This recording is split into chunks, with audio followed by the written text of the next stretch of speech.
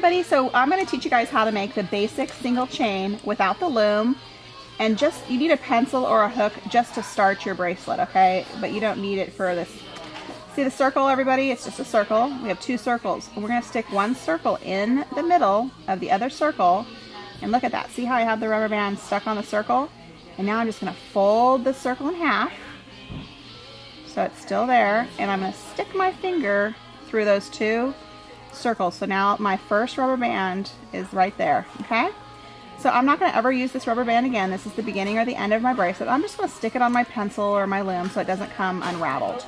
And now I've got my circle that I bent in half right here, and I'm going to take another rubber band and I'm going to stick it through this circles that we bent in half. And now see how I got it on there again, and I'm going to stick my finger through here, and now I've got 2 rubber bands.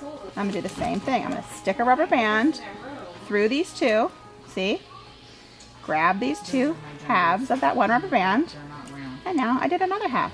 Stick my finger through, gonna grab another rubber band, I'm gonna put it halfway between the rubber band, see the circle, fold it in half, and pinch.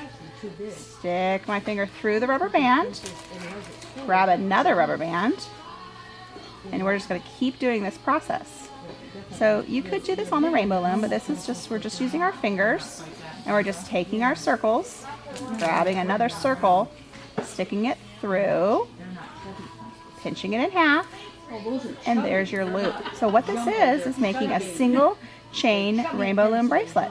So let's do this for about 40 rubber bands. Let's try about 40 rubber bands. We're just going to keep sticking it in, pulling it through, and bending it in half. And that is how you make a Rainbow Loom bracelet.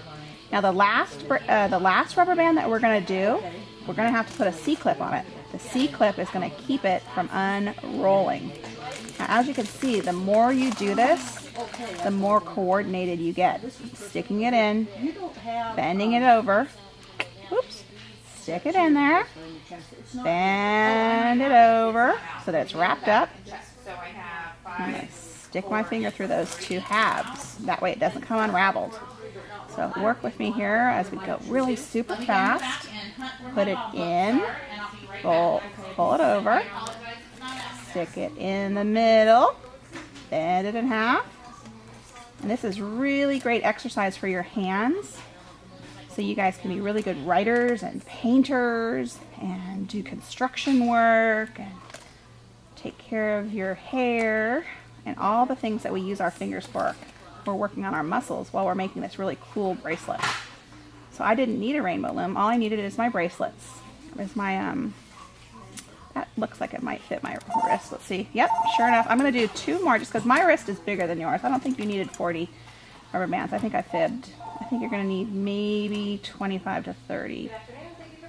All right, so now we're at the last one. And I don't want to unroll this, so I'm just going to stick it on my finger so I don't lose it.